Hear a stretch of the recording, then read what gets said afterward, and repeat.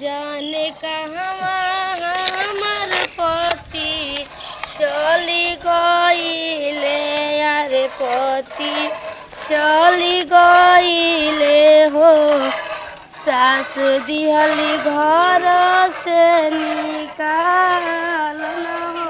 सास दिहली घर से निकाल हो राम। कोतिनी मरेली तनवा मनवा नहीं लागेला मनवा नहीं लागेला। स्वामी छोड़ के गईल बिछड़न हो राम। किया हो राम रे स्वामी छोड़ के गईल बिछड़न हो राम। बारी रे उमरिया में भइला मोर गावाना। डोली में बैठा के लो कई दिहल बाहर। डोली में बैठा के हम नाही जाननी कैसन होला गवना। हम नाही जाननी हम जाननी कब भइल गवना। जाए के बकहा मोरा पिया के नगरिया। डोली में बैठा के हमके कई दिहल बहारा। ना हम जाननी कैसन हो लगावाना। के करनवा हम ता जोगावा रमनी अरे जोगावा रमनी हो। राजपाट दिहानी बिसारन हो राम। किया हो राम रे गोतिनी पराज पट बिसारन हो राम। बाड़ी माई अरे कहाँ बाड़ी माई। भरत पूछे के कैसे कहाँ बाड़ी माई।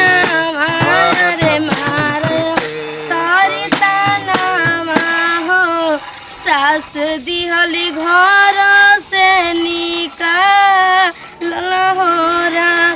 किया हो राम रे। बाबा प्रणाम बाबा। खुश रहो माता। बाबा इधर से कहाँ आवतनी? मठ पर ला आवतनी माता जी। जोग्र मालेल बनी का हुआ ना माता जी। तब चली साथे में जोग्रा मावल जाई। कहाँ बटे ससुरा नगरिया कहवा नैहर रे तोर।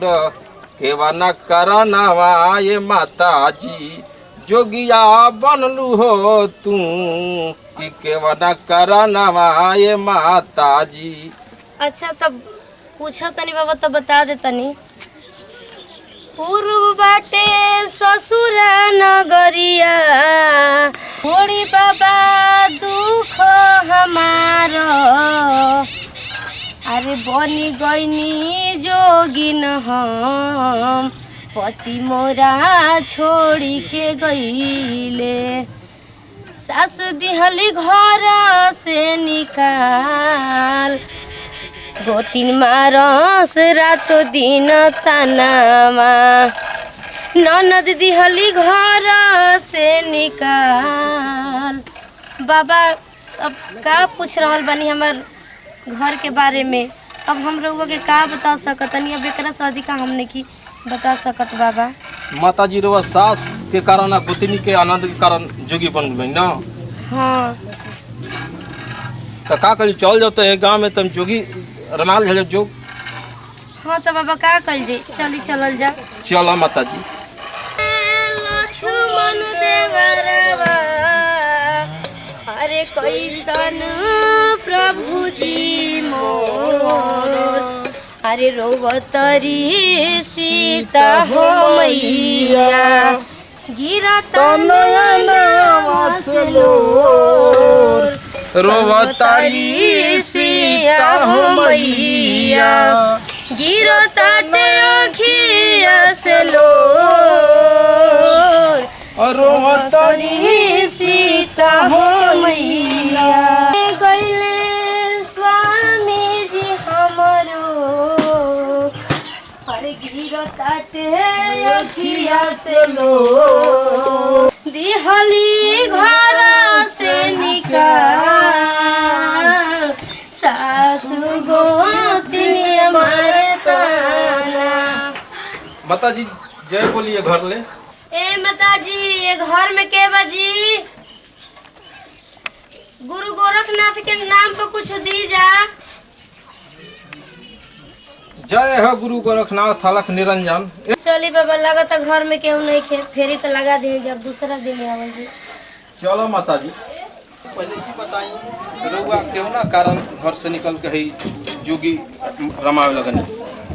अरे बाबा एकर कारण का रहे? चली कहीं अस्थिर अपन परिचय दे तनी, बैठ के बताई हम आपके।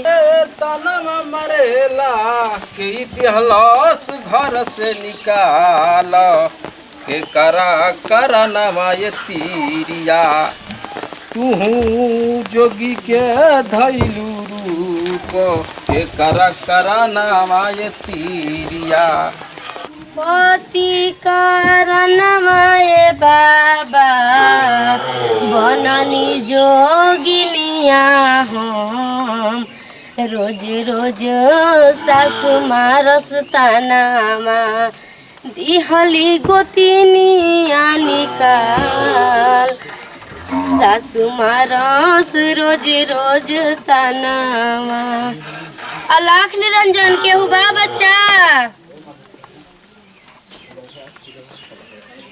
बाबा तनी बोली ना। जय हो गुरु गोरखनाथ अलख निरंजन केहू बा बेटिए घर में? अरे जोगी मैं गोला सुहागी रहो बेटी। सुहागिन रह बच्चा। प्रणामे बाबा। सुहागिन जल्दी रहो तो बेटी। जोगी या जोगिन बाबा आइबे ना करी ना, जा चली आई जा हमारा कोटिया में पधारी जा। जोगी महात्मा बेटी देखा घर में ना जलम, हमनी कुछ दान पुण्य कर, हमनी के चलल जाओ दूसरा गांव में। चली हम दे, हमने के कम से कम घर हो तो धांग दी। बड़ी चली भाग माता से जी। छोटकी बड़ी भाग से कोई आवेला। अरे पूछा जी ना, हम बहुत अच्छा ढेर हमनी दिन खातिर तो यही जैसा ही रहल। चली अरे चली आई जाना तनी आ जाइए।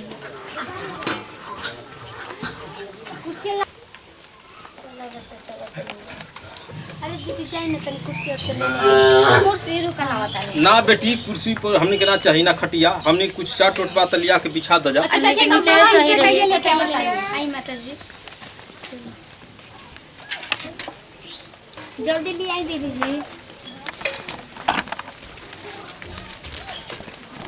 बैठी तनी पानी उनी हम लेके आवा तनी, ठीक बते। ती रुक जा, पानी उनी हमनी पानी के ना हमनी के ना चाहिए। चाहिए बाबा। अरे बाबा जौन ढेर अपन दूर से तो आइल जानी के बनी जा। दुख बा उ बतावो, मान का कहल चाहत जा। ढेर दूर से आइल बन जा, पानी उनी लिया देते तनी पी लेती जा तो शांति रही ना। ना ना पानी बेटी बीच में पानी उन्हें हाँ, पिए नहीं जा। हमनी के सब ठीक बा। बाबा आप दोनों जानी मतलब पति पत्नी हनी जगह। ना बेटी हम आवत रही दूसरा और ले आई, आवत रही दूसरा और ले रास्ता में कहीं भेंट हो गया हमनी से। हाँ हमरा के माफ कर दे, मतलब एक साथ में रह जाई सब कुछ देनी। ना ना बीच रास्ता में हमनी के भेंट हो गई हम। तरुरा सब कैसे कैसे मने ये बन गनी हजार ये सब भेष में जोगी काहे बन गनी है माई?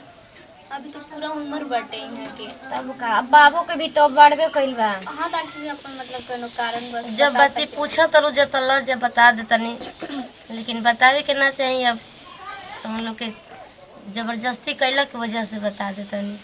तनी एक बार बता। जोगी नहीं से बन गई बच्ची ना कि हमार पति रहना हमके छोड़ के निकल गई ना, और हम बचनी अकेले। अब तोहने लो लेखा रहनी ठीक बा। अब हमार बच्चा ना होखस जा, गवना भइल तो गवना के साल भर बाद बच्चा ना केहू के लेट में होखेला केहू के जल्दी।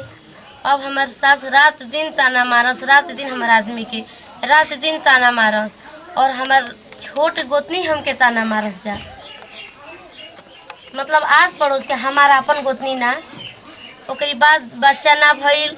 कुछ दिन बाद हमार देवर के शादी भइल, पीछे से अली जब उन लोग के बच्चा हो गई। अब ऐसे ताना मारे लगली सास, हमार बच्चा ना होखल त बस हमार पति खींचने निकल के चल गए।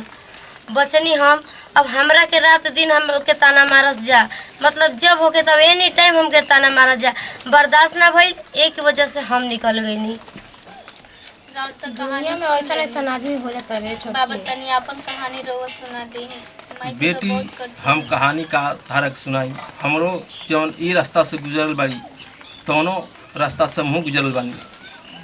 हमरो बियाह शादी भइल, हमारा देह से लइका फैका ना भइलन तो हमार महतारी इतना ताना मरलस बेटी कि हमारा के बाँह ध के अपना घर से निकाल दिलन। हम वही कारण जोगी बन गई। हम सोचनी कि साला महतारी के ताना से हम कहीं धस बूढ़ के मर जाई, लेकिन कहनी कि ना, हम चल गुनी मठ पर वजह जोगी बन गई बेटी। बाबा दोनों जना के तरीके सेमे कहानी जैसा लागत है। यानी रहुए हमार पति है का कहते माता जी? हम तहार पति ना हई। ऐसे हो नहीं खे सकत। सेम हमरे कहानी आपहू के बाटे तो हम ना मान सकेनी। यानी रहुए हमार पति हैं। हमारे में का पहचान बा माता जी? पहचान बा कि मतलब वहाँ के दाहिने साइड पैर में थोड़ा कटल रहे। अगर वो हमके दिखा दे, अगर ना होई तो हम जान जाम कि हमार पति रहुआ ना है। लो देख लो माता जी कहाँ बा।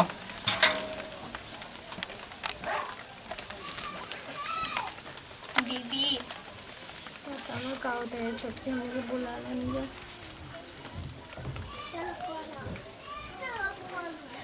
ए जी रहुए तो हई। तू मत रो तिरिया, छोड़ के कहाँ चल गए? तू काहे इतना रो तड़ू? हमके थोड़ा का हो गइल? आदत लगी रहुए। हम ना घर से निकल गई, तू काहे घर से निकल गई छोड़ के? कटल में रहुए माई हई। काहे रोवे लगनी रहुआ? हम ना घर से निकल गई, तू काहे घर से निकल गई तिरिया? राउर माई कर रात दिन हमके ताना मारस। ये माई चुप हो तू जाई। छोड़ हमारा के। हम ना छोड़ सके नहीं। कैसे कैसे तो रहुआ मिलनी हमके। ना छोड़बू तो तू जोगिन बनूल, हमहू जोगी। तब चल जब मठ तारा के लिया चली वही जोगी रमावल जाई। ई दुनिया के छोड़ा माया। हाँ तो जहाँ रहुए राम तो हम राम, लेकिन अब घर हम नहीं की जा सकत। ना तिरिया हमहू घर नहीं खिजा सकत। चल जाओ एजा ले। तू चुप रह। तो हम लोग के कारण हमने की मिल गई नहीं जा। अगर तुम लोग ना बोले ले तुझे तो हमने की कहाँ से मिलती जा। ना माई ऐसा बात नहीं कि आज ना तो कल तू मिलेगी। इतना मत रो तिरिया। चलो हम तारा के लिया चलतनी। अब हम तू संग ही रह जाई। चुप हो जाई, अब तो मिल गई ना। माई रोज दोनों आदमी के मिलन देख के हमने के बहुत खुशी बानी जा। सही कहते रे छोटकी, दुख देख के लगत है कि हमारियों के रुआई आवत एकदम। तो हंजाई मत रो जा बेटी, तू मत रो। बाबा रोज सबके प्यार बाजी, दुलार तू देख कैसे के रोई? रोई से तुम लोग आज का मिल दुख भी बा। नहीं जाता। हम बहुत खुश बानी। चलो तिरिया तारा के एक पल ना छोड़ब। चलो हमारा साथ है। जय है गुरु गोरखनाथ।